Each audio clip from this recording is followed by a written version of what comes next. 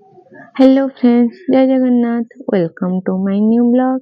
आज आम बाहर विश्व शांति महायज्ञ देखापी। यह जगह हूँ पल्ली संस्कृत महाविद्यालय पाखरे यज्ञ मंडप पाखरे पहुंची मु आगे जा जुआर हो आसली।